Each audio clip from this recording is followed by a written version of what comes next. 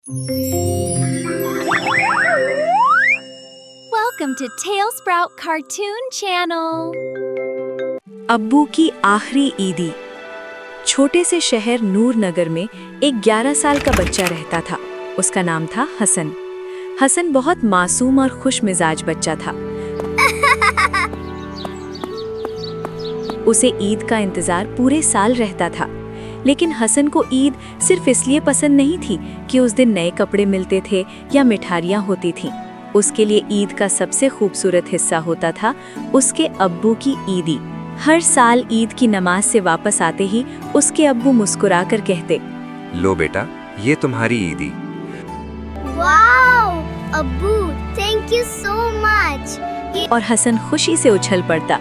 कभी 200 रुपए मिलते, कभी 500 रुपए, लेकिन हसन के लिए पैसों से ज्यादा इम्पोर्टेंट था अब्बू का प्यार।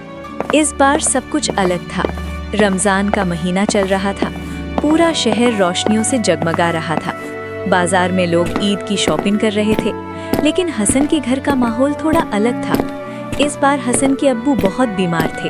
उन्हें कई हफ्तों से तेज बुखार और कमजोरी थी। डॉक्टर ने उन्हें ज्यादा रेस्ट करने को कहा था।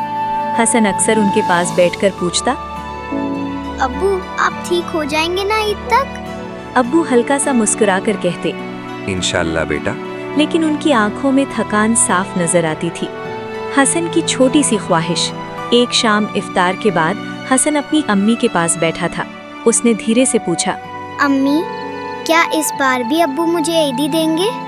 अम्मी कुछ पल चुप रहीं, फिर धीरे से बोली, बेटा, तुम्हारे अब्बू बीमार हैं, लेकिन वो तुमसे बहुत प्यार करते हैं।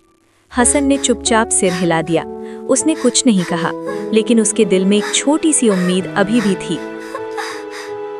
अब्बू का खामोश प्लान। उस रात हसन के अब्बू धीरे से बेड पर उठकर बैठ गए। उन्होंने अपनी पुरानी वॉलेट निकाली। वॉलेट में बहुत कम पैसे थे। उन्होंने धीरे धीरे नोट गिने, फिर एक छोटा सा एनवेलप निकाला और उसमें 500 रुपए रख दिए। उनकी तबीयत ठीक नहीं थी, लेकिन फिर भी उन्होंने एनवेलप पर लिखा, मेरे प्यारे हसन के लिए ईद मुबारक। फिर वो थक कर वापस लेट गए। उनकी आंखों में एक अजीब सा सुकून था। चांद रात, रमजान का 29वां रोजा था।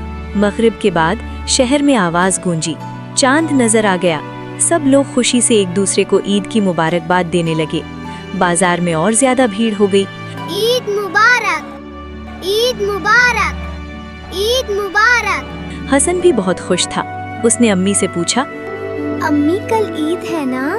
अम्मी ने मुस्कुराकर सिर हिला दिया, लेकिन उनकी आंखों में हल्का सा गम भी था, क्योंकि हसन के अब्बू की तबीयत उस रात और ज्यादा खराब हो गई थी।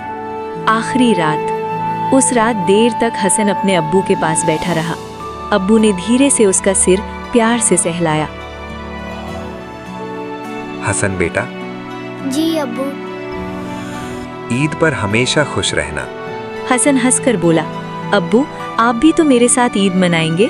अब्बू बस हल्का सा मुस्कुरा दिए और आंखें बंद कर लीं। हसन को लगा वो सो गए हैं। ईद की सुबह फजर की अजान हुई। हसन उठकर तैयार हुआ। उसने अपने नए कपड़े पहने। फिर वो खुशी खुशी अपने अब्बू के कमरे में गया। अब्बू, उठ जाइए, ईद की नमाज का टाइम हो गया है। ईद की नमाज का टाइम हो गया। लेकिन कमरा बिल्कुल खामोश था। हसन ने देखा, उसके अब्बू के तकिए के पास एक छोटा सा एनवेलप पड़ा था। उसने एनवेलप उठाया। उस पर लिखा था, मेरे प्यारे हसन के लिए ईद मुबारक। हसन की आंखें चमक उठीं। अब्बू ने ईदी रख दी। लेकिन जब उसने अब्बू को जगाने की कोशिश की तो अम्मी की चीख निकल गई। नो! सबसे मुश्किल लम्हा। डॉक्टर को बुलाया गया, लेकिन अब सब खत्म हो चुका था। हसन के अब्बू रात ही दुनिया से रुखसत हो गए थे। हसन को समझ नहीं आ रहा था कि क्या हो रहा है। उसने एनवेलप को जोर से पकड़ लिया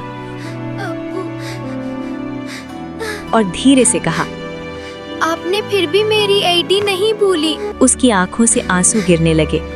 सबसे इमोशनल मोमेंट। उस दिन हसन ईद की नमाज पढ़ने गया, लेकिन इस बार उसके साथ अब्बू नहीं थे। नमाज के बाद सारे बच्चे अपनी ईदी दिखा रहे थे। हसन चुप था। उसने अपनी ईदी निकाली, फिर आसमान की तरफ देखा और धीरे से बोला, थैंक यू अब्बू, जिंदगी की सबसे खास ईदी है। Final message.